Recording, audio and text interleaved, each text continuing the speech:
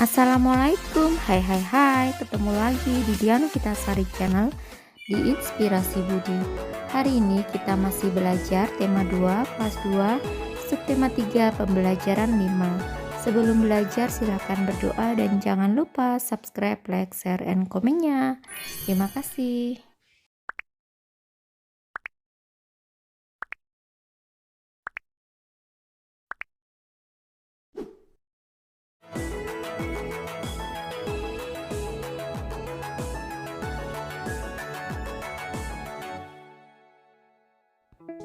Buka buku tema 2 kelas 2 subtema 3 pembelajaran 5 halaman 148. Jam menunjukkan pukul 10 WIB. Benny bersiap melakukan permainan estafet bola. Ayo mengamati. Amatilah gambar berikut dengan seksama. Benny dan teman-temannya sedang bersiap-siap melakukan permainan estafet bola. Sementara Mei dan Dayu sedang mendapatkan teguran dari Bapak Guru karena mereka datang terlambat. Apa yang terjadi dengan Mei dan Dayu? Mei dan Dayu datang terlambat. Bolehkah kita meniru mereka? Kita tidak boleh meniru mereka karena itu perbuatan yang kurang baik. Ayo mencoba. Pernahkah kamu melakukan permainan estafet bola? Mungkin di antara kalian ada yang pernah, ada yang belum ya. Apakah gerak dasar dalam permainan estafet bola?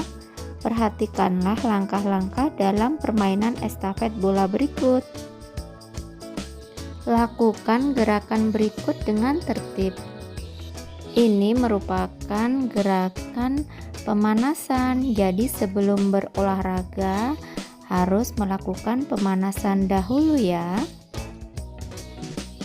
Gerakannya yaitu berdiri tegap, terus kedua tangan diletakkan ke pinggang, setelah itu kepala bergerak dari kanan ke kiri, kiri ke kanan gitu ya. Bawahnya, ayo menulis. Coba ceritakan kembali langkah-langkah dalam permainan estafet bola. Gunakan bahasamu sendiri. Setiap tim berbaris dari depan ke belakang. Barisan paling depan membawa bola.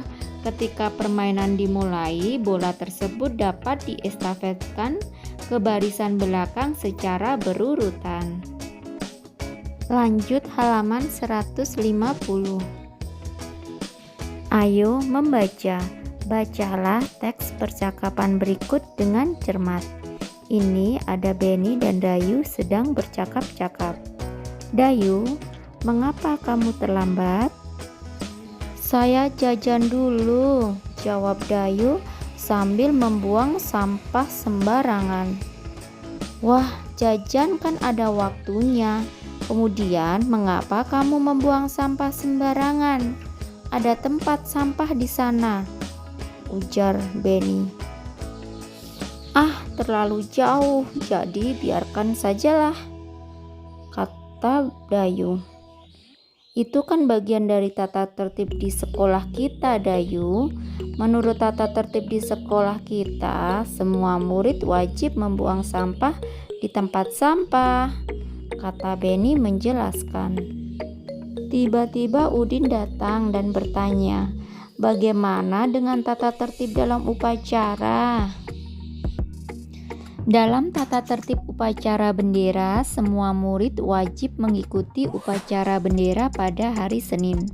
Setiap peserta upacara harus tertib, tidak boleh berisik. Sementara itu, dalam tata tertib di kelas, kita harus datang ke sekolah sebelum pembelajaran dimulai.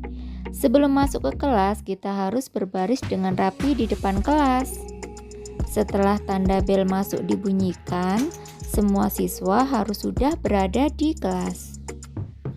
Kita diharuskan berdoa sebelum pelajaran dimulai dan setelah pelajaran berakhir dipimpin oleh ketua kelas. Kebersihan, kerapian, dan keindahan kelas menjadi tanggung jawab ketua kelas dan seluruh siswa.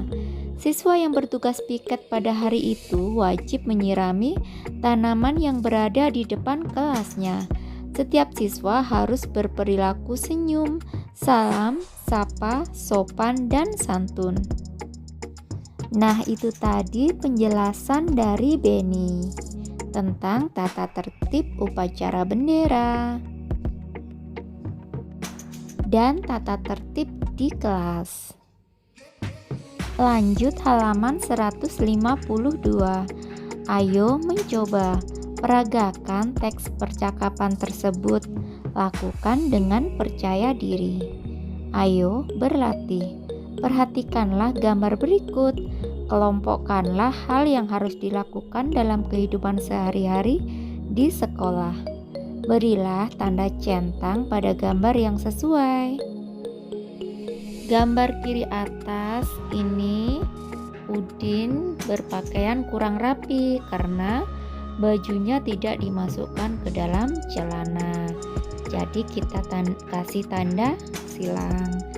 Sedangkan sebelah kanan ini dia datang dengan berpakaian rapi karena bajunya dimasukkan ke dalam rok. Jadi kita kasih tanda centang.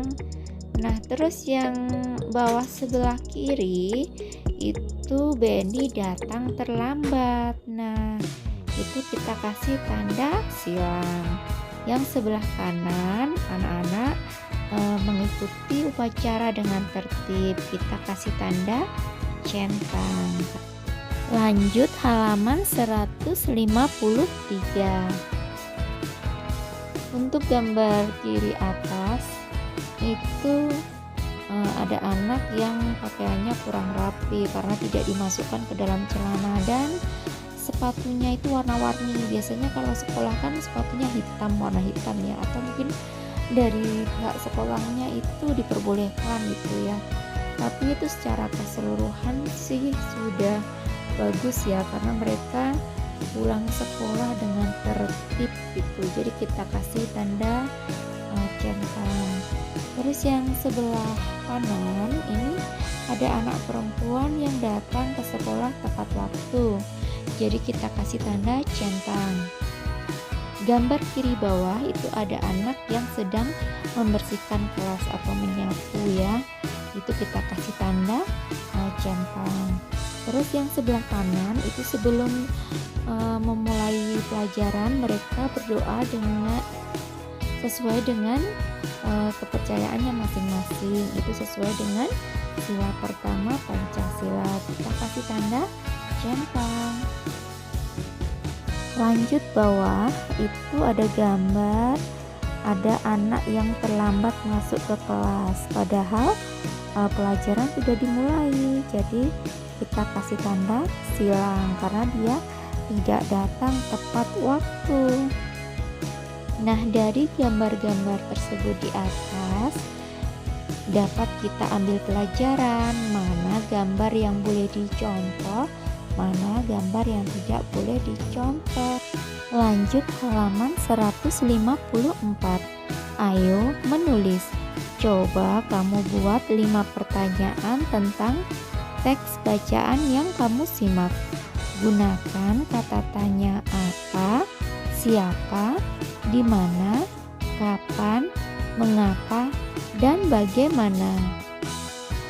Untuk penggunaan kata tanya apa, siapa, di mana, kapan, mengapa, dan bagaimana sudah Ibu buatkan videonya. Nanti kalian tinggal klik aja ya.